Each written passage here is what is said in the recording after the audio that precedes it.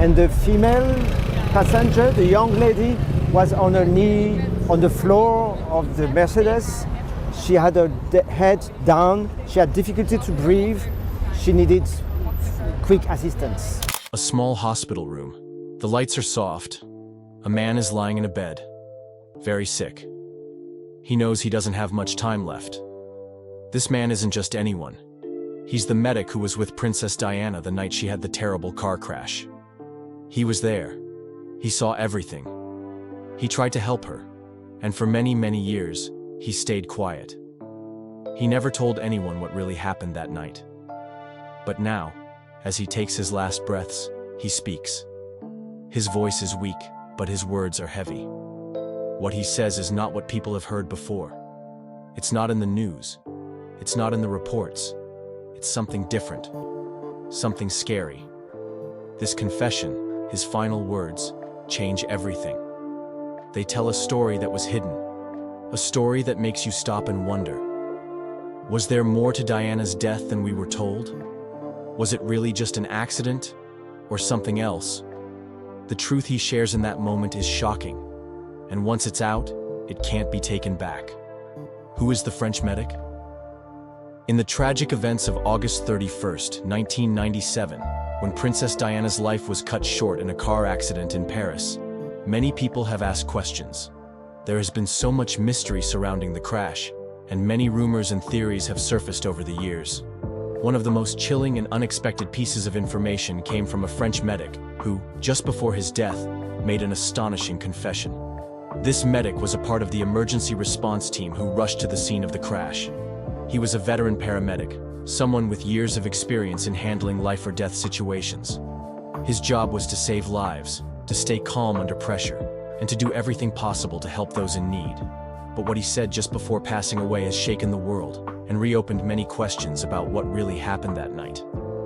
The medic's name has not been fully revealed to the public. Some say he preferred to remain anonymous because of the sensitive nature of his claims, while others believe that his identity was intentionally kept hidden for protection. There is no doubt that his confession would have been deeply controversial, especially since it cast doubt on the official story about Princess Diana's death. His story only came to light after his passing, and it has left many wondering. Why did he wait until the very end of his life to speak out? This medic had been part of the emergency team that responded to the crash at the Alma Tunnel in Paris. He was one of the first people to arrive at the scene, where Diana and Dodi El Fayed were trapped in the wreckage. As an experienced medic, he had seen many accidents, but this one would stay with him forever. He worked quickly to try to save Diana, knowing that time was of the essence. However, he would later describe the scene in a way that suggested things were not as straightforward as the public had been led to believe. The Deathbed Confession. In his final moments, the French medic shared a deathbed confession that stunned those closest to him. It wasn't just a casual conversation. It was a statement that seemed filled with guilt, regret, and fear. His words were direct, clear, and haunting. From what has been reported, the medic revealed that Princess Diana was still alive when he reached her at the crash site. This is significant because for years, the official report said Diana was unconscious and, most likely, already in a critical condition when the ambulance arrived. The medic, however, stated that Diana was breathing and responsive to some degree when he first approached her. According to his testimony, Diana was still alive when they worked to remove her from the wreckage. It was only after she was taken to the hospital that she lost her battle for life. The medic also mentioned that he believed something had been done, or perhaps not done, that contributed to her eventual death. He didn't go into too many details, but there were hints that the medical response wasn't as quick as it should have been. Was this just an unfortunate delay, or was there something more sinister behind it? As he spoke, the medic seemed to express a deep sense of guilt. His words weren't just about the crash itself, but about the handling of the situation afterward. Did the authorities take too long to get Diana the help she needed?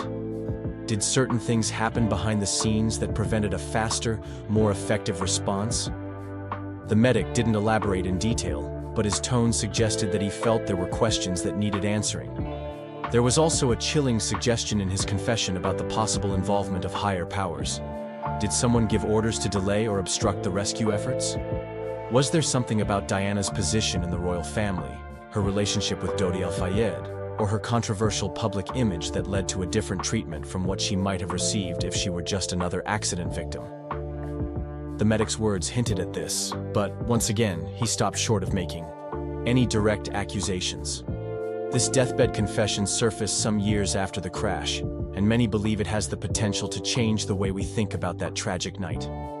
The timing of the confession is also significant. Why wait until the end of his life to speak out? Was he afraid of the consequences if he had come forward earlier? Or did he simply not have the courage to face the truth until he knew he wouldn't have to live with the repercussions? Analyzing the confession. When the details of the medic's confession came to light, they sparked a wave of reactions from the public, the media, and experts. The first thing that many people noticed was how it contradicted the official medical reports from the time of the accident. According to the initial report, Diana was in critical condition when the ambulance arrived. The medic, however, seemed to suggest that Diana still had a chance, that she wasn't as close to death when the first responders arrived as everyone had been led to believe. Was the medic's story more truthful than the official version? It's hard to say for sure. But one thing is clear. His confession raises doubts about the thoroughness and accuracy of the initial investigation. Moreover, the medic's statement about the delays in medical treatment and the possibility of higher authorities being involved ties into many of the conspiracy theories that have circulated for years. Theories that suggest Diana's death wasn't an accident at all, but part of a larger plot.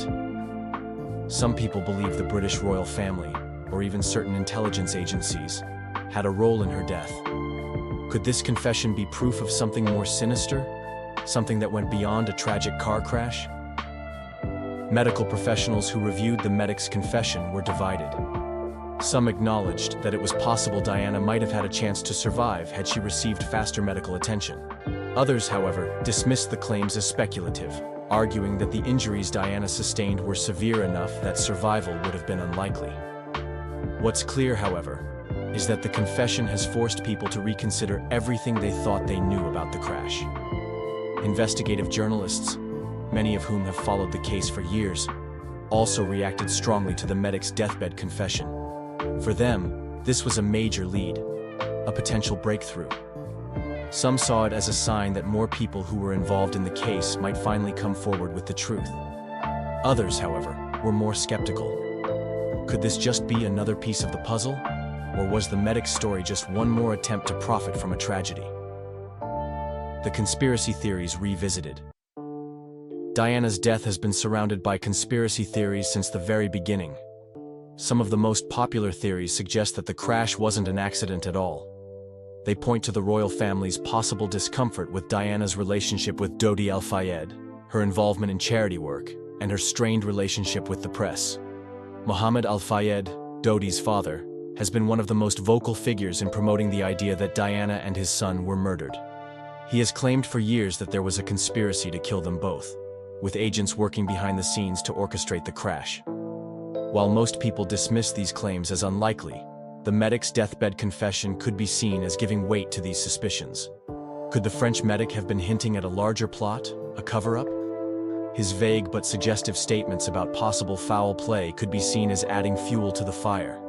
He didn't directly accuse anyone, but his silence about the exact details left room for interpretation. Other theories suggest that the delay in medical treatment was no accident. There are claims that Diana's ambulance didn't reach the hospital as quickly as it should have. Some have speculated that certain elements of the emergency response were intentionally slowed down. Did someone want her to die? The medic's confession certainly seems to suggest that there was more to the story than we've been told. Reasons to be skeptical. While the medic's deathbed confession is certainly intriguing, there are reasons to be skeptical. First and foremost, memory distortion is common in the final days of a person's life. The medic's recollections may have been affected by illness, age, or emotional distress. Was he simply confused or misremembering events? There is also the issue of corroborating evidence. The medic's claims have not been backed up by any solid proof. Without physical evidence or other reliable witnesses, it's hard to know how much weight to give his confession. Another concern is the possible motives behind the medic's final words. Could he have been seeking posthumous fame or trying to manipulate his family or the media? People in vulnerable situations sometimes feel the need to confess to things, even if their claims aren't entirely accurate. Finally, the official investigations and pathology reports suggest that Diana's death was an accident. There is no conclusive proof that foul play was involved. While the medic's story adds to the mystery, it doesn't necessarily prove that there was a conspiracy.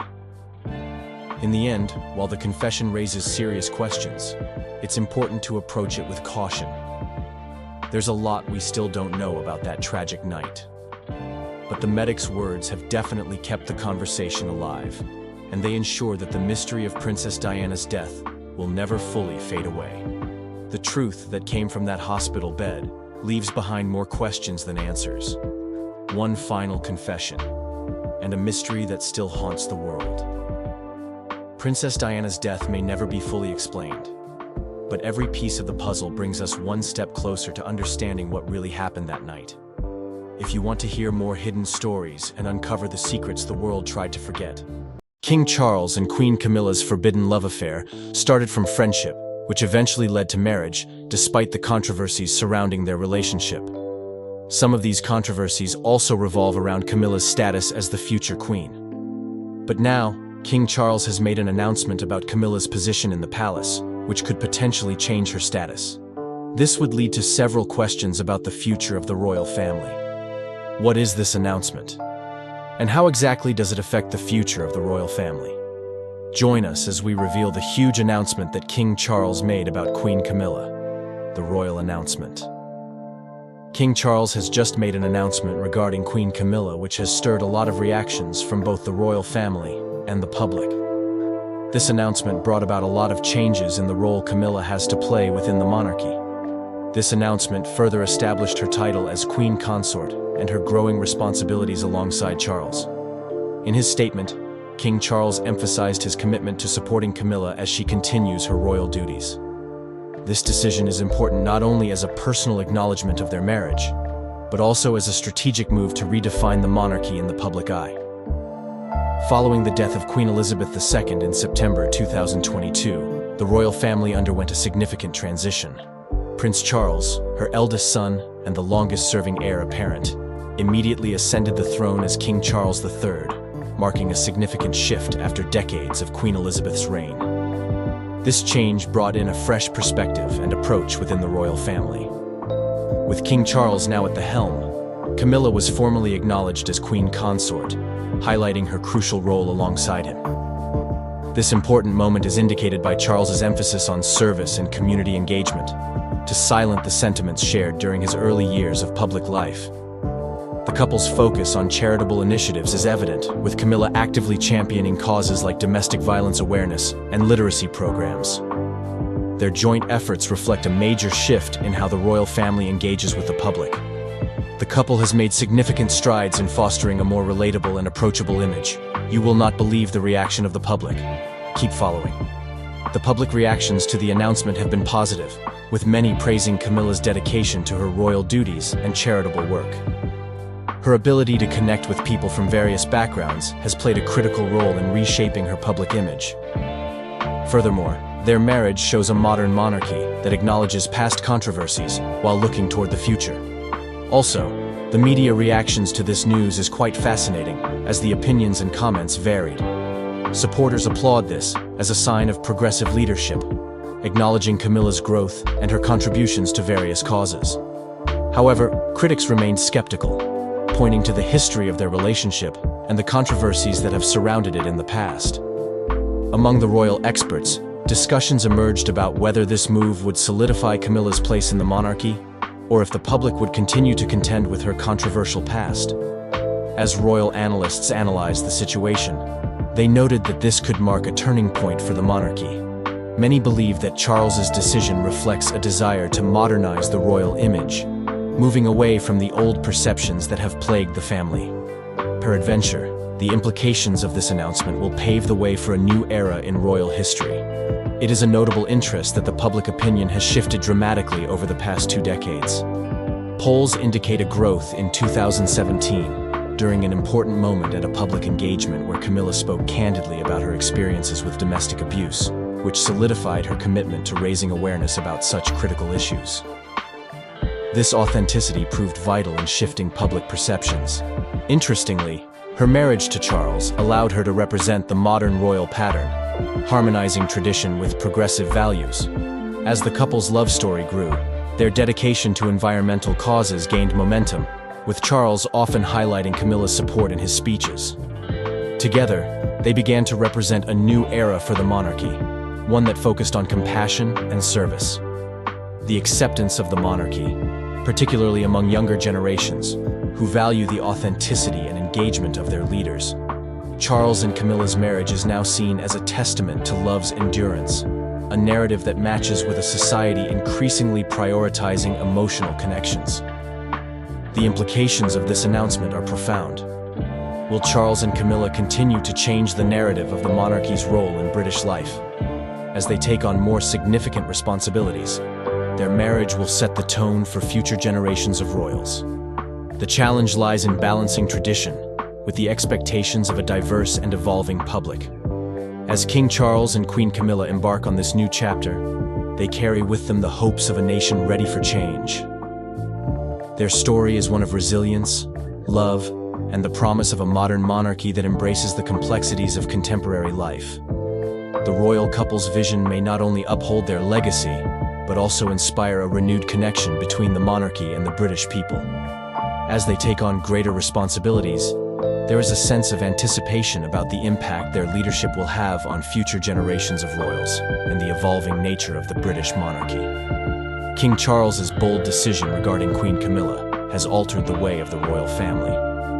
The love story of the amazing British couple did not start out of the blues, as there was backlash and controversies behind their sweet story.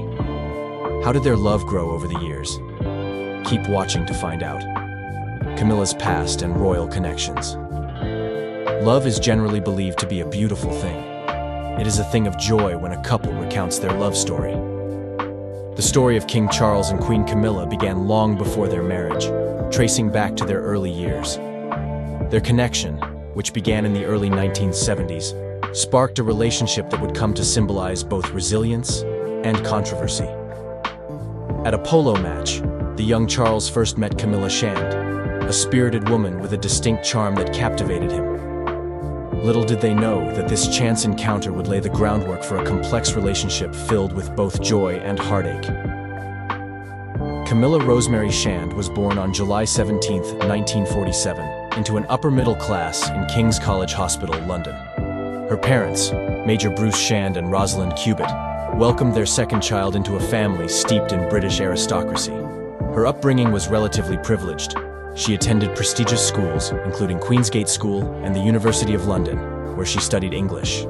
This background provided her with a strong foundation, and influences became pivotal in shaping her character. Growing up in a society that valued lineage, she developed a keen understanding of her social environment. When she crossed paths with Prince Charles, then the heir to the British throne, their instant connection could not be hidden. Their paths first crossed in the early 1970s, at a polo match, where mutual friends facilitated their introduction. The chemistry was immediate, and they quickly became inseparable. Yet, as the public later came to know, their burgeoning romance was fraught with complications. Camilla's marriage to Andrew Parker Bowles in 1973 added an additional layer of complexity to their connection, leading to public speculation and scrutiny. Their marriage seemed conventional on the surface, but the reality was far more complicated. At this point, the pressures of royal life began to shape their relationship. Charles, who was bound by the expectations of duty and tradition, found himself torn between his feelings for Camilla and his obligation to marry a suitable royal bride. As their friendship endured through the years, the world watched, often through the lens of scandal. Their bond, characterized by mutual affection and understanding, provided a sanctuary amid the relentless glare of the media. As expected between lovers, especially a first love, the relationship between the two was hard to detach. Despite her marriage to Andrew Parker Bowles, the bond between Charles and Camilla remained strong. Their friendship continued, characterized by secretive meetings and shared confidences, often fueling speculation and rumors. While Charles pursued a courtship with Lady Diana Spencer in the 1980s, the dynamics between the three became increasingly complicated. As the press began to dissect the royal family's every move, Camilla was often depicted as the villain in a tragic love story. The media's portrayal of her as the other woman solidified her status as a target for public scorn. And amidst the chaos, her friendship with Charles persisted, demonstrating an unwavering connection that defied societal expectations. The unsettled relationship between Charles and Diana further complicated the narrative. The 1981 wedding was celebrated as a fairy tale, but behind closed doors, the marriage was rife with discord. Diana's struggles with mental health and the pressures of royal life were well documented. Meanwhile, the whispers about Camilla's enduring presence in Charles's life grew louder. Here's where it gets interesting. While Diana was viewed as the perfect royal match, Camilla remained a constant in Charles's life, showcasing a connection that neither time nor circumstance could sever. Notably, it was during this period that Camilla's resilience began to shine, as she navigated the challenges of love in the public eye. Ultimately, their enduring connection laid the groundwork for a partnership that would withstand the test of time and societal expectations. As Charles and Diana's marriage unraveled, public interest in Camilla only intensified. Following the couple's separation in 1992 and subsequent divorce in 1996, Camilla became a fixture in the tabloids. The narrative spun around her was often unflattering, as she was painted as the woman who disrupted a fairy tale. Yet, what is often overlooked is the genuine affection that had developed between Charles and Camilla over the years.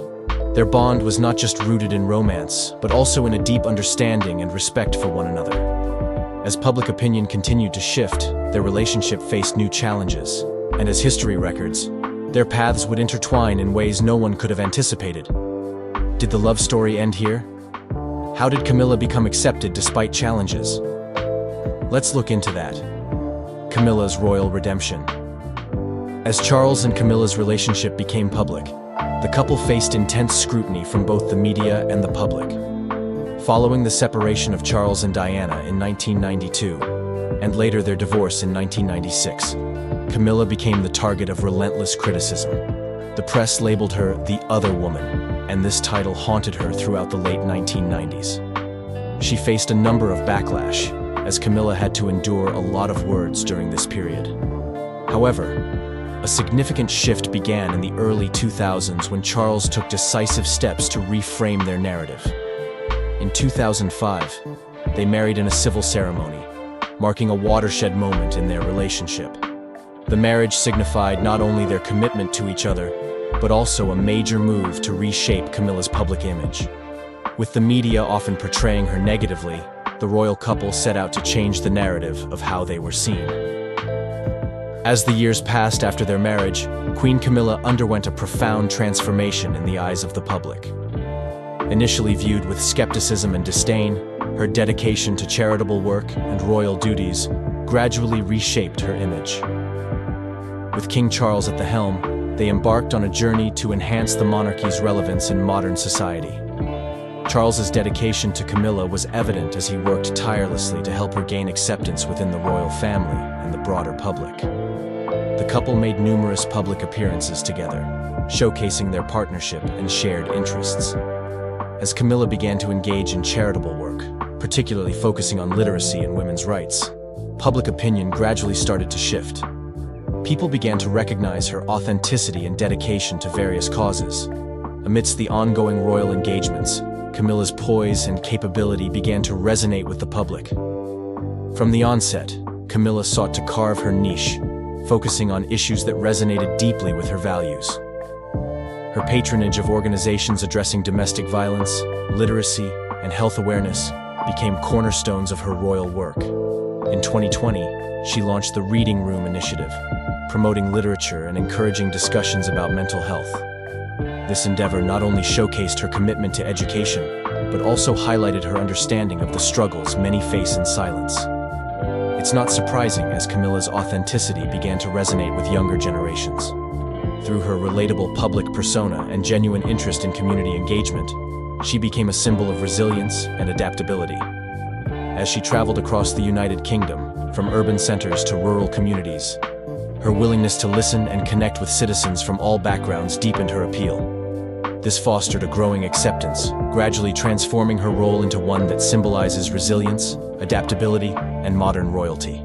Also, the couple's commitment to environmental issues marked a significant shift in royal priorities. King Charles had long championed sustainability, and with Camilla by his side, they emphasized the monarchy's responsibility to address pressing global challenges. Their collaborative efforts on projects related to conservation and climate change not only garnered public admiration, but also positioned them as forward-thinking leaders in the royal sphere. What's even more fascinating is that the royal family's support played a crucial role in this transformation. Queen Elizabeth II, who initially had reservations about Camilla, began to publicly endorse her role within the family. This endorsement was critical in changing public perception. The royal couple attended numerous events, where Camilla's charm and commitment became evident, further helping to dispel the myths that surrounded her. As Camilla embraced her royal duties, her journey of transformation took on new dimensions. In addition to her advocacy work, she focused on building relationships with various charities, which represents the monarchy. Her approach resonated with the public, leading to an amazing amount of support. In 2017, during a poignant moment at a public engagement, Camilla spoke candidly about her experiences with domestic abuse, which solidified her commitment to raising awareness about such critical issues. This reality has proved vital in shifting public perceptions. Interestingly, her marriage to Charles allowed her to develop the modern royal ideal, which harmonized tradition with progressive values. As their love story evolved, the couple's dedication to environmental causes gained recognition, with Charles often highlighting Camilla's support in his speeches. Together, they began to represent a new era for the monarchy, one that prioritizes compassion and service. As the public began to see her true character, the narrative surrounding Camilla shifted dramatically. No longer merely the subject of tabloid headlines, she emerged as a compassionate and dedicated royal who embodied the values of service and community. In the middle of this newfound acceptance, however, challenges remained, especially as they prepared for the next chapter of their lives as king and queen consort. It wasn't an easy journey, but Camilla's resilience helped her forge a new path. She was the villain. She was the third person in the marriage. She needed to rehabilitate her image. The courtroom is silent. Everyone is watching, waiting. Then, something shocking happens. Queen Camilla's face turns pale. Her hands shake. Before anyone can react, she falls to the floor. Gasps fill the room. People jump up from their seats. Judges, lawyers, security, everyone is in shock. Just moments ago, she had stood there, waiting to hear her punishment. But as soon as the judge spoke, everything changed. The words hit her like a heavy weight. Her eyes widened, her body swayed. And then, she collapsed. Guards rush to her side. Some people whisper, others just stare. What was said in that courtroom? What kind of sentence was so shocking that it made the queen fall? The truth behind this moment is something no one saw coming. How did Queen Camilla end up in court? The story of how Queen Camilla ended up in court is truly shocking. It left the whole nation stunned. For years there had been whispers, small rumors in the air about royal money being spent where it shouldn't. But no one ever expected it to blow up like this. It all started with leaked documents. These papers didn't just come out of nowhere. They were leaked by someone who used to work inside the palace. The documents showed that millions of pounds from the royal funds were being used for personal luxuries, not just normal shopping or gifts, but private jets, secret holidays, and even hush money to cover up past royal scandals. One of the biggest shocks was that the money trail led straight to Queen Camilla. People had always joked about her love for the finer things, but now there was proof. Some claimed she knew about it, others said she didn't. But one thing was clear. This scandal was too big to hide. The public was furious. The cost of living was already hitting everyone hard. Families were struggling to buy groceries, pay bills, and survive. And here was the queen consort, using public funds like her own piggy bank. The anger grew every day. Protesters stood outside Buckingham Palace with signs that read, "Not with our money." The media had a field day. Every news channel, every newspaper, every social media platform was full of updates about Camilla's scandal. Every hour brought a new leak or a shocking twist. People couldn't stop watching. The British people felt betrayed, and the pressure on the royal family was at an all-time high. What made things worse was the fact that royals rarely face legal action. The last time the public saw a royal facing legal trouble was when Prince Andrew got caught up in a serious scandal. But even then, the family managed to protect him. This time, however, it was different. The evidence was too strong, and the people were too angry. There was no way out. The case had to go to court. The courtroom drama. The day of the trial felt like a movie. People gathered outside the court from early morning, holding signs and chanting. Reporters from all over the world were there, trying to get a glimpse of the Queen as she walked in. Everyone wanted to see her face. Would she look scared? Would she even show up? As the clock hit 9 a.m., the doors of the courtroom opened. Cameras flashed like crazy, and there she was, Queen Camilla. She wore a black dress and dark sunglasses. Her face was pale, and her lips tight. She didn't smile. She didn't wave. She just walked straight in, ignoring the crowd. But one thing was clear. King Charles was not with her. People noticed. It spoke louder than words. The air inside the courtroom was heavy. You could feel the tension. The prosecution was ready. They laid out every piece of evidence they had. Photos, receipts, bank records, all showing how money meant for charity and public projects had been used for Camilla's personal pleasures. Private island holidays, designer clothes, secret deals, everything was out in the open now. And then came the biggest twist. Statements from palace staff. People who had worked for the Queen stood in front of everyone and spoke. They talked about how they were asked to cover things up. They talked about the threats they received when they refused. One former staff member, with tears in her eyes, said, "We were told to stay silent or lose our jobs. We were scared." Camilla's defense team tried their best. They painted her as a woman who was just a victim of palace politics. They argued that she didn't know where the money was coming from. They said she simply trusted the wrong people. Her lawyer even said, Her Majesty only did what she thought was best for the crown. She never meant to harm anyone. But the damage was done. The court had heard too much. The people had seen too much. Deep down, even Camilla knew. This was not going to end well. The verdict and sentencing. After days of arguments, witness statements, and countless evidence being shown, the moment everyone had been waiting for finally arrived. The courtroom went silent as the judge prepared to deliver the verdict. Cameras zoomed in. Reporters held their breath. Even outside the court, people stood frozen, waiting. The judge began by recapping the case. He spoke about the years of misuse of funds, the lies, and the cover-ups. His voice was cold, firm, and full of disappointment. Then came the words that shook the entire nation. Her Majesty Queen Camilla is found guilty of the charges presented. Gasps echoed across the courtroom. Some cried, others clapped. And then, the sentence was announced. Queen Camilla was fined millions of pounds. But that wasn't all. She was sentenced to 2 years of house arrest inside a royal estate.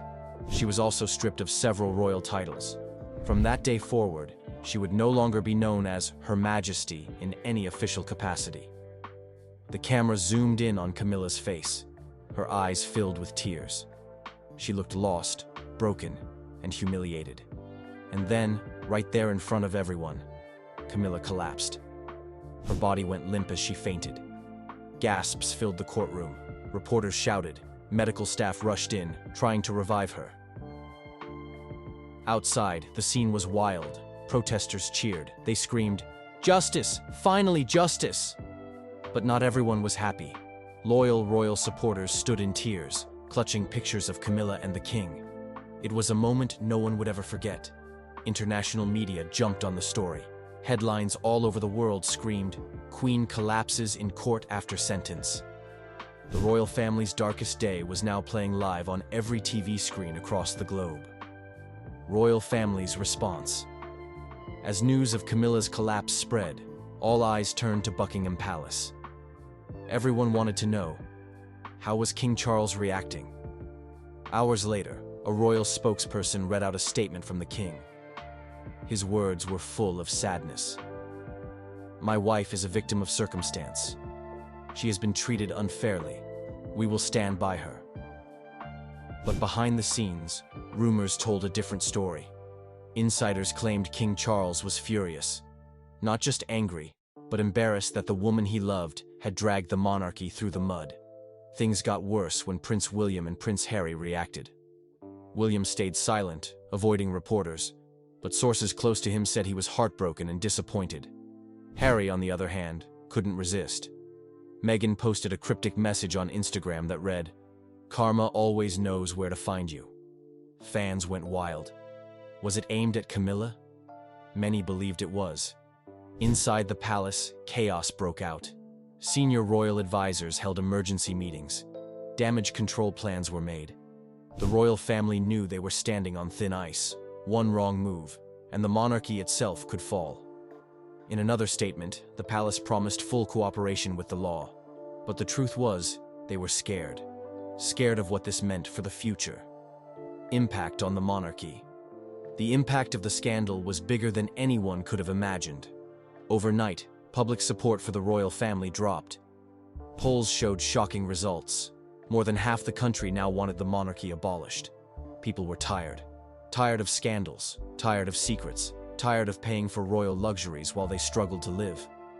Talks began in Parliament about cutting royal funding. Why should taxpayers' money go to a family that misused it?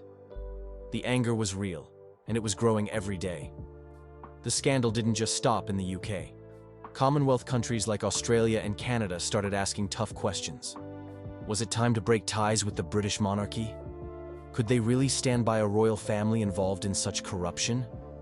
For Camilla, the future looked bleak. People wondered, would she ever be seen in public again? Could she survive this? Rumors spread that she might lose her queen title forever. Some even said the king was considering exile, sending Camilla away to a private estate, far from the public eye. The fairy tale was over. What was left was a royal family in ruins. The aftermath, and what's next. In the days that followed, updates about Camilla's health started to come out.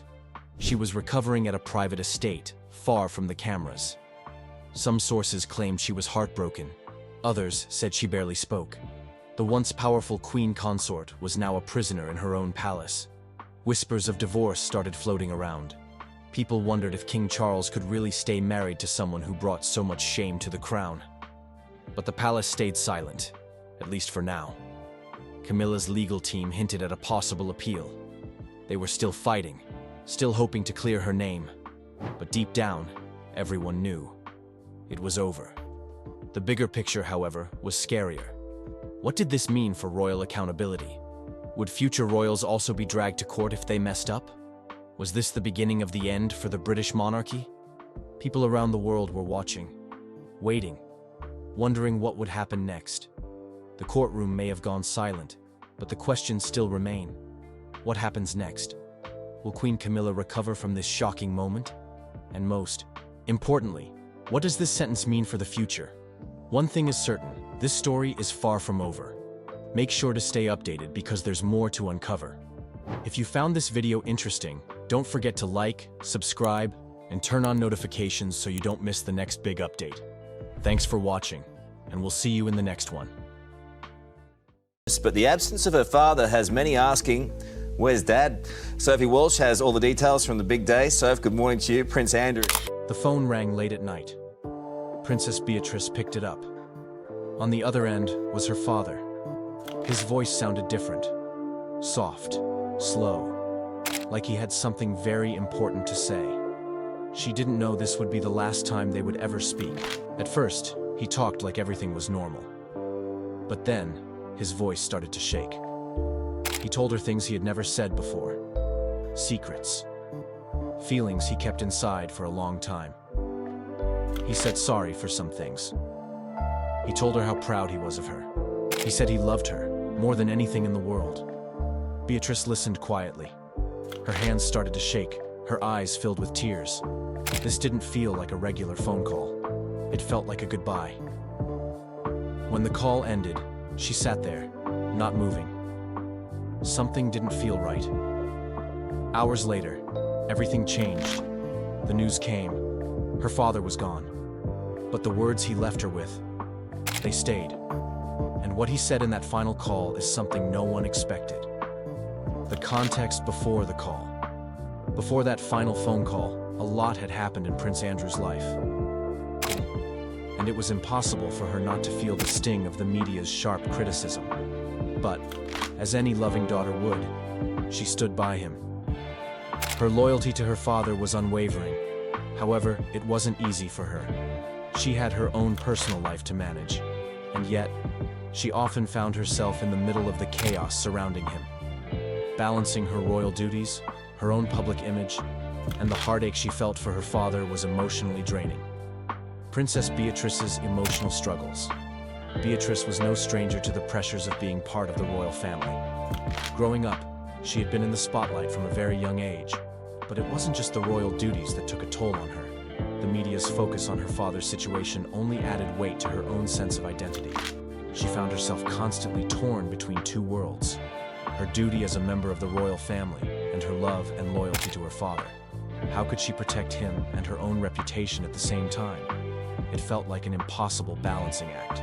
Behind closed doors, Beatrice had often confided in her mother, Sarah Ferguson, about the strain this was causing her. Her mother understood. She too had dealt with her own share of royal scandal and public scrutiny. But even Sarah couldn't completely ease Beatrice's burden. The emotional toll was deep and personal. It wasn't just about defending her father in the media. It was about protecting him from the pain of being abandoned. But how could she protect him from his own mistakes? Their last meeting before the call. By the time the final phone call came, it had been several months since Beatrice and her father had last met in person. Prince Andrew had retreated from public life, isolating himself from the world. Beatrice had continued with her life, though the emotional distance between them was evident. There was no big public showdown or event that marked their last physical encounter. It had simply been a quiet parting, a brief meeting during a private family event that left an unspoken tension between them. They had both been living in different worlds for a while.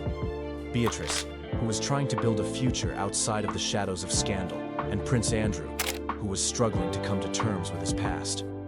Their relationship, though still filled with love, had become strained. Words had been left unsaid, and the lingering feeling of unfinished business hovered between them. The phone call, a turning point. When the call finally came, it wasn't planned. There was no clear reason for it to happen, but something urged Beatrice to pick up. Maybe it was a feeling of dread, or maybe she sensed that her father needed her. It was late, nighttime in fact. Beatrice had been settling down for the evening when her phone rang. The time of day added to the emotional weight of the conversation. It wasn't an ordinary phone call. It was a late-night call that felt more urgent than any other call they had shared. Maybe it was the silence of the night that made the conversation feel more profound. The quietness of the world outside seemed to reflect the emptiness both Beatrice and her father had been feeling. Beatrice could hear the tremor in her father's voice. It wasn't the usual calm, royal tone she had grown up hearing. There was an edge of something else. Regret, fear, or even acceptance. The conversation. A daughter's hesitation. At first, Beatrice wasn't sure what to expect. She had been preparing herself for a conversation filled with apologies and perhaps even more distance. But instead, her father's voice was oddly calm. There was an urgency in his words, but not the kind of panic one might expect. It was almost as if he had come to terms with what had happened, and now he needed to share his thoughts with her, his daughter, the one person who still saw him as a father, not a scandal. Beatrice, as always, listened. She didn't interrupt.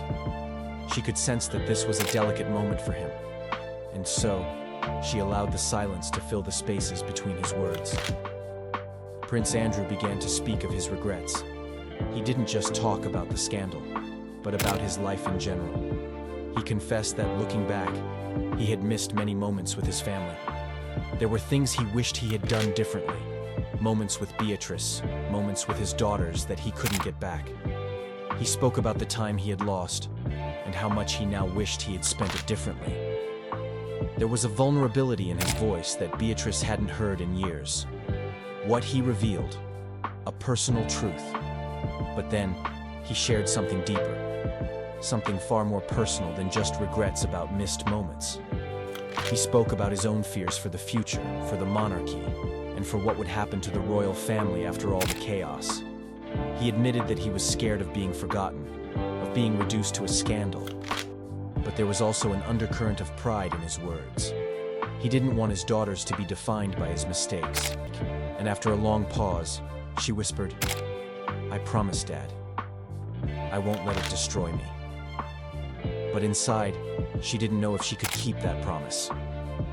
Tears welled up in her eyes, but she held them back. This wasn't just a royal conversation.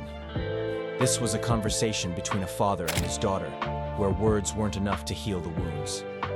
His final words still echo in her heart, a mix of love, pain, and truth that she'll never forget. That last phone call wasn't just the end of a conversation. It was the beginning of questions, emotions, and memories that will live on forever.